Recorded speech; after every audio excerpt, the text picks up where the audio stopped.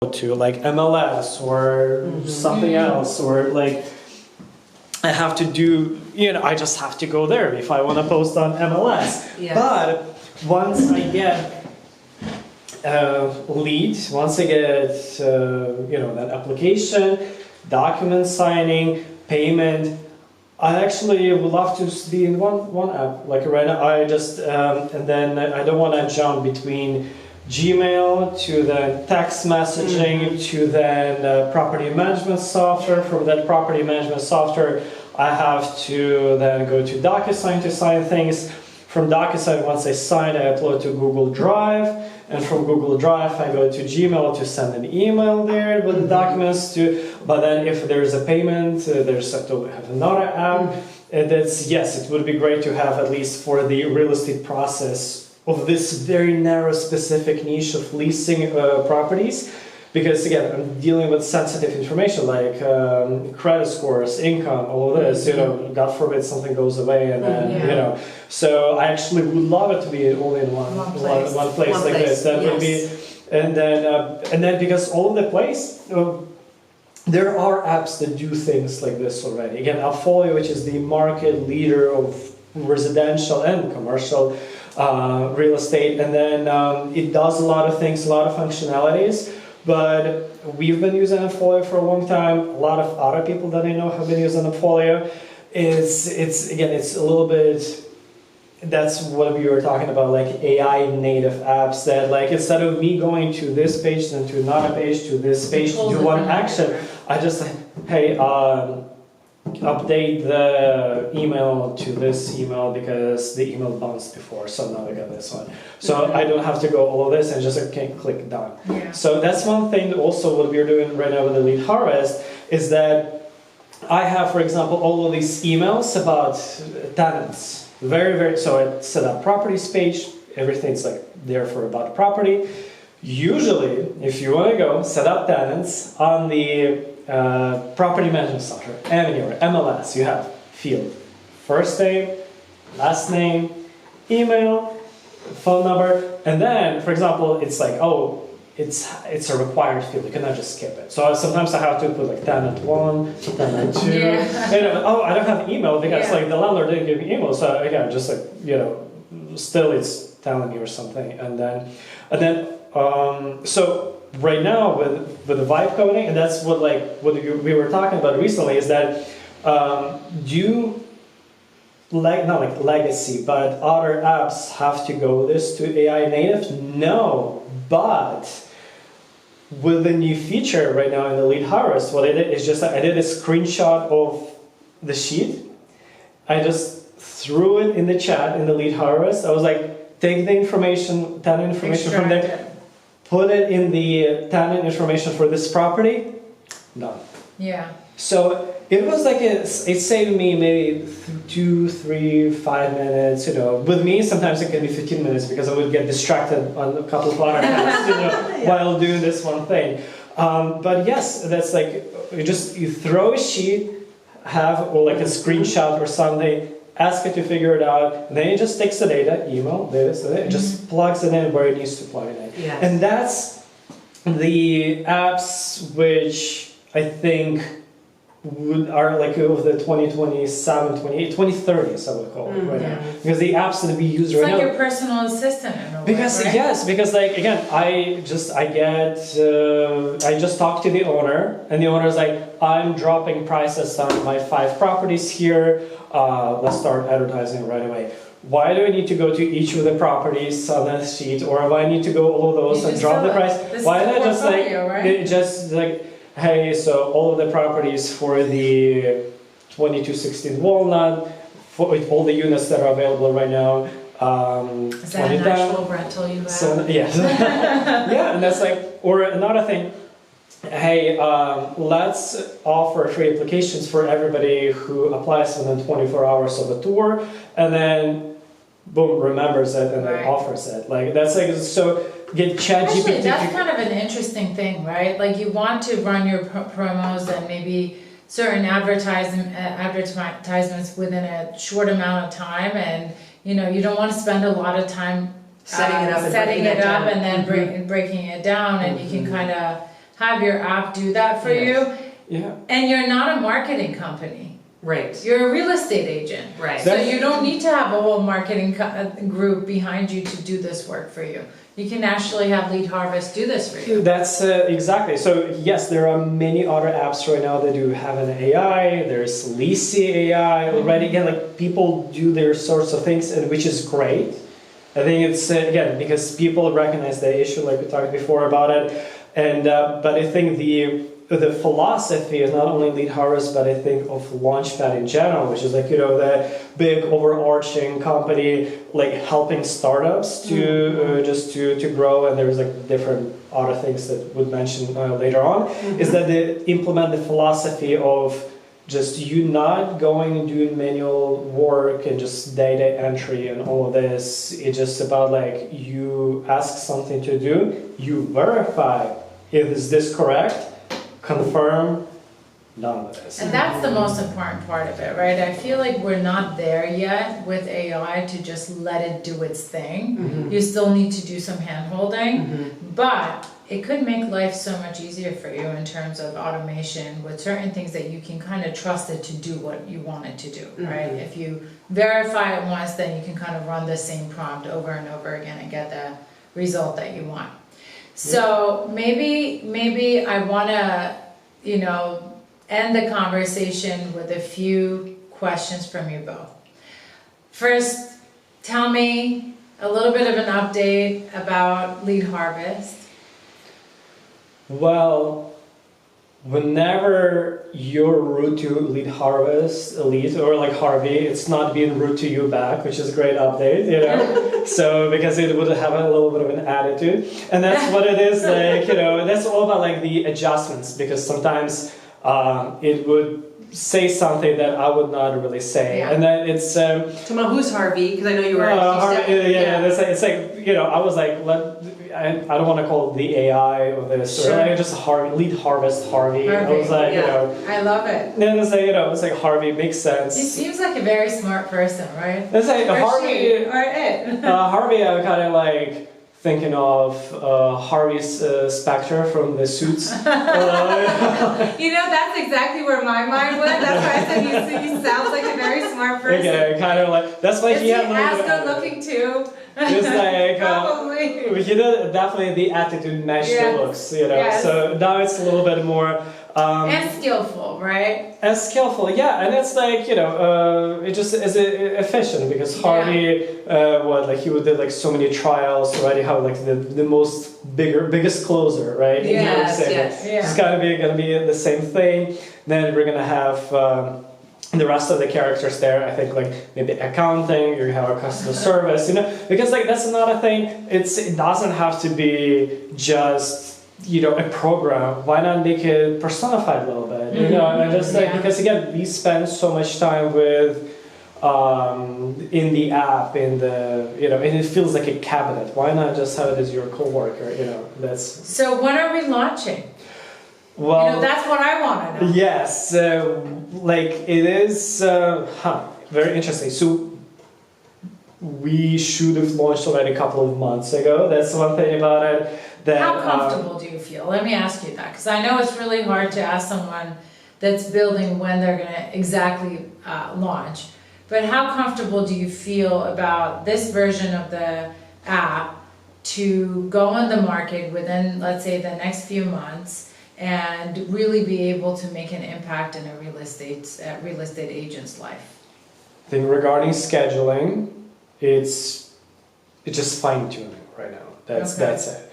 And then the biggest question is like connecting your Gmail is not a problem. Just connect your Gmail. It already knows the lead sources, and then it would need to learn a little bit about other emails. Like somebody emails you out of the blue, hey, I'm interested in that partner. Or something, right? Like your house, you know, it just still needs to have a little bit of a workflow to know what to do with this. Because here's the thing, as an AI, it will be doing the customer service, but it can lead somewhere else or do some other things that you don't want it to do. For example, so many cases right now where AI in England gave a customer huge discount right? And then like, Yeah. you know, that's a little bit of an uncomfortable situation right now to go to a customer and be like, sorry, you know.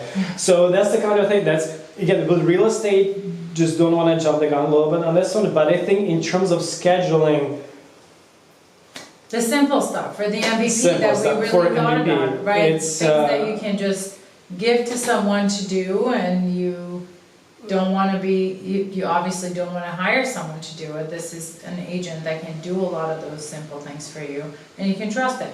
it's three things just to do is just to make sure it has its own phone number. I feel like that's because you use Quo and open phone before, and it has API, which is great. So then I can communicate through that platform. Text Don't message, share that's all great. the formula. And that's like, but it's We'll not just that. cut this part of the It's not. It's 1% per message, so it can be a little bit expensive in future. Yeah. So where Twilio can be like very very inexpensive. So that was the idea that Harvey comes up with the phone number, and you can text Harvey, hey, yeah, To do things for you. Yeah, So that's going to be the main thing to actually go in the market and already. So somebody else can use it right there, because you cannot connect your phone as is to somewhere else. iPhone doesn't support it, for example, and a lot of people use iPhone. So that's just not gonna happen like this. But once Harvey will have its own phone, so I just need to register with Twilio. And just a couple of last weeks, and that's about it. So can be a month, can be 10 years, honestly. It just- No, just We're like not going to say that. no, I just But so I think we're actually, the way that I'm hearing you is, we're not far, we're fine tuning. Mm-hmm. And we're in a place that maybe just a few more tweaks, maybe we will do another round of testing, and it's working with our team already. Yeah. Just some specific members for some specific properties. It's already working there. working. And that's when I see additional wrong things popping up here and there. So once I make sure those are covered, that's going to be more comfortable to go like and offer to somebody else. But it's going to be in phases. Phase 1 is scheduling. Phase 2 is processing. It's going to be applications. It's going to be communicating with landlords and communicating back to applicants like, hey, we need additional proof of income. We need proof of income verification and employment verification, landlord verification. So those things. So Harvey works as your assistant on all of those things. And then after this is going to be document signing and payment processing, and then more and more and more. So it's going to be in phases. Yeah. Like this. But phase 1, I think 3 weeks. Scheduling. 3 weeks. Yes. Wow, that's a promise, huh? So I mean, like, okay, let's do 4 weeks. No. No, we can, well, I mean, We this is get the you most some- important yeah. This thing, will- right? I yeah. think, We won't put this in the podcast, but I think we just need to give you more support. I have been busy too with MedAtlas, because MedAtlas came into my lap with the hackathon, so then I've been over there. But once I'm gonna polish that up, and then I'm gonna get right back to you, and I'm gonna help you just like knock out some of these last Oh, yeah. features. And so that, because you still have your work, and I'm just, and this, maybe not for the podcast, or maybe I'll do it for the podcast, but I had this idea, because I know we wanted to help others who had great ideas and who were perhaps already vibe coding, maybe creating their own prototypes, take that great idea and that early prototype into something that is polished and ready and take it to the market. And I wonder if these subject matter experts that we brought with our team, Toma being the first one here, that is exactly what we did. right. So we actually already validated that we can do that as a team. I mean, we need to get to the finish line, we need to market So it, this but- also Isn't that- I brings just had that up idea, I our thought. last member of the team, Yes. right? Dan, who we brought in that has really good experience with process, but also had an idea with his wife on the healthcare side, Yes. which we'll talk about in the next session. But Yes. really, when he joined our team, it was more about how do we take this process that we're kind of learning and iterating and making sure that it's successful and making it into a scalable and repeatable process that we could actually offer as a service to companies who need it, right? Yes. And when you're thinking about, and this is really, it goes back to the initial part of the podcast, that when we talked about vibe coding, seems like it's easy, right? But then to be able to scale it and to be able to actually make it into a product that is successful in the market, it really needs experts from different areas of the company. So it's really not putting people out of a job. We still need those people in those places. It just accelerates it. And what Dan is really helping us do in our team is to bring that logic of process, in this case, right? And then of course he has this amazing idea on the healthcare side that we'll discuss next time when he's here.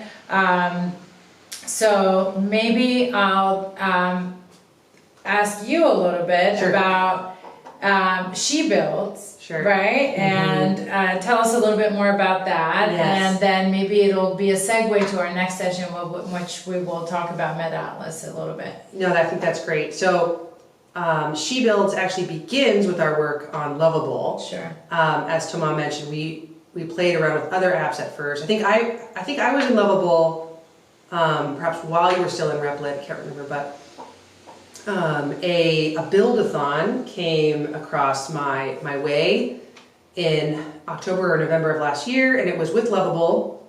And I remember just submitting some idea and around a healthcare app, and then forgetting that I'd even applied. And then I was actually invited to join the build-a-thon. So I did this 2-day build-a-thon with Lovable and put together this healthcare app that is now going to spin into like Dan's idea. It's going to grow into something bigger, but because of the work with Lovable in October and November of last year, I was asked to actually be a volunteer or an event host for International Women's Day that just took place on Sunday, March 8th. And I reached out to a fellow She Builds alum in New York City, and really it was kind of a cold reach out, although we had seen each other on Lovable calls, and Lovable has a Discord channel that we're both active on. So we sort of connected there as well, but I reached out to her somewhat cold on LinkedIn, and she said, yes, come join. So this past Sunday on March 8th, actually, there were in over 40 countries, I think something like over 200 events that were all community-based around enabling women to code and to build.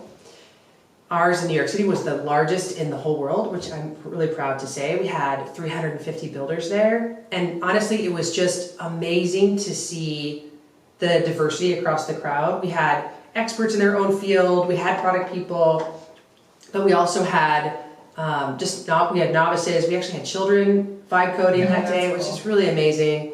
And I think the most amazing thing that I felt that day is we did do a sort of a showcase at the end of the day. And I wouldn't say that we really picked a winner, but we did have like just these 10 submissions that we thought were a cut above the rest, and we brought them up to showcase. But all of those submissions were blind submissions.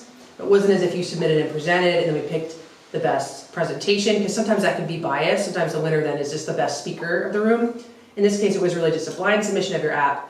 And it was really remarkable to see that group of 10 couldn't have been more diverse that was pulled up. And I just wonder, would these individuals have had that opportunity in front of 350 people to be given that kind of a showcase? It was very wonderful to see. I'm almost choked up just talking about it. It was really great. You could see the confidence in them, and the light that came from them was really wonderful. So I'm really grateful for that cohort and that alumni that I've gained from She Builds. I think there's a lot of opportunity. I hope all those women keep building. And I just think all the more reason for Launch Lab to be around to help anyone that has an idea and is looking to polish something and take it to market. That's why we're here. And thanks for asking. So I'm really excited about this. I think we started this as a side project and kind of thinking about, okay, what can we do that's kind of special? And of course, we I guess seized on the momentum that you know, I was working really closely with Toma on Lead Harvest, and really happy to see that we've actually come this far from last year.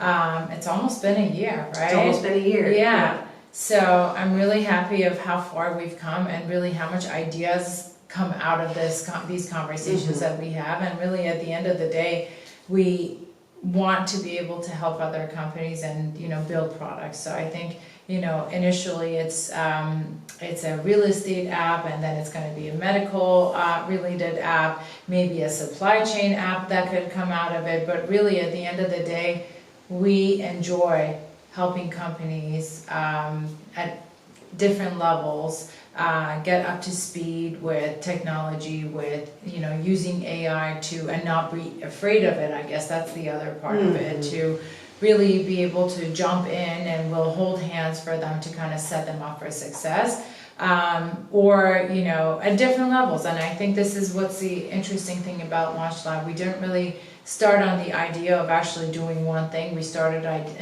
from the idea of building a process that is repeatable, and that's our know-how.